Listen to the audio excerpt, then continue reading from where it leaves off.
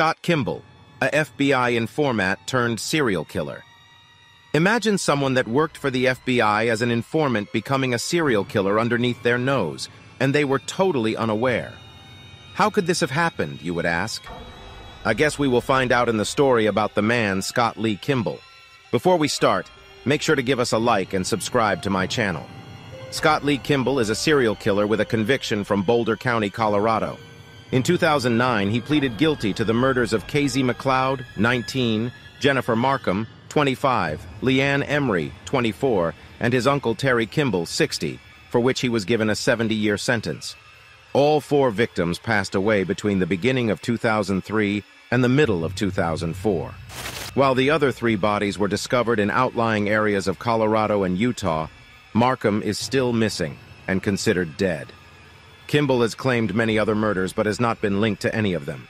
He is a scammer who was freed from jail to become an FBI informant. On October 8, 2009, he entered a guilty plea to 2 charges of second-degree murder.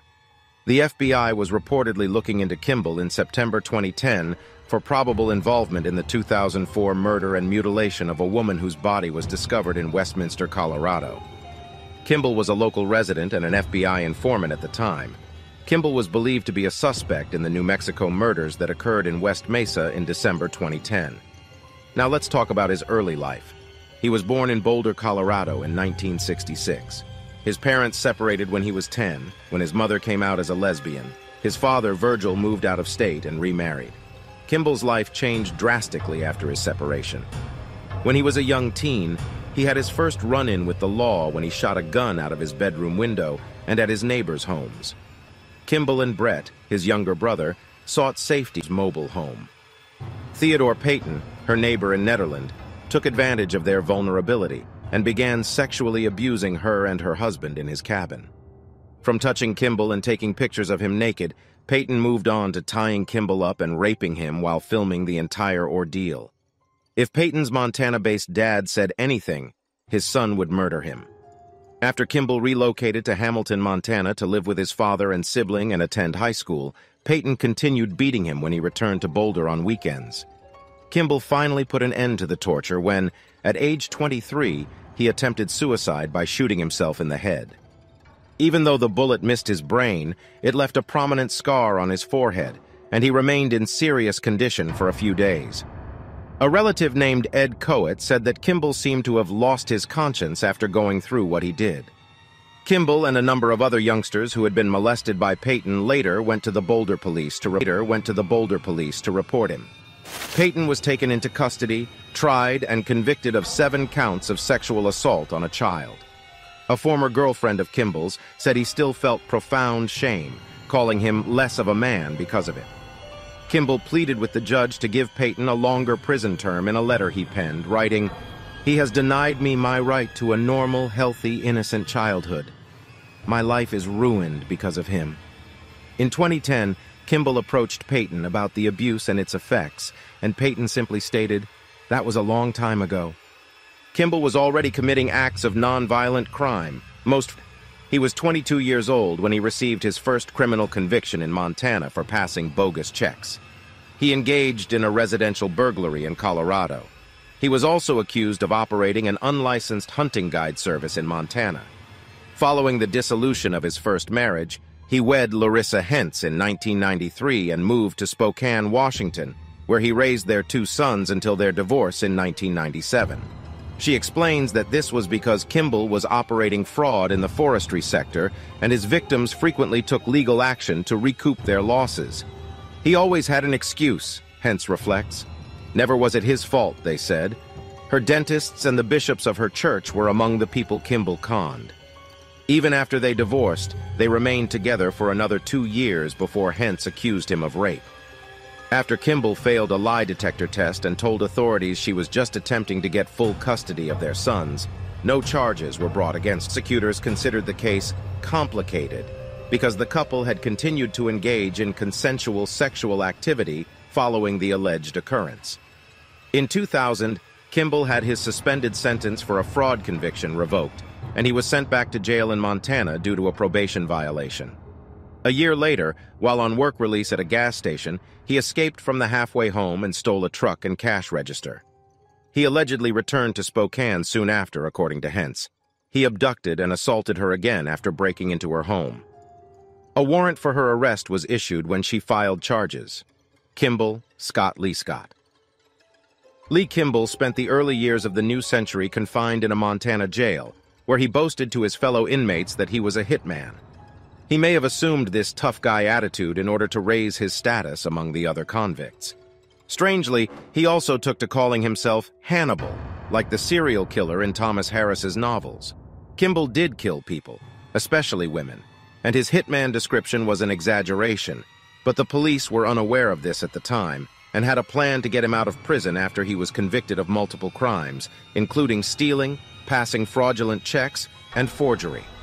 Kimball planned to inform on his former cellmate Steve Ennis and Ennis's girlfriend Jennifer Markham, a Denver stripper, and mother of a 4-year-old child who had become Kimball's buddy while he was in prison. The FBI was looking into a large-scale ecstasy business in the Denver area at the time, and Kimball told them he could infiltrate the organization and offer information.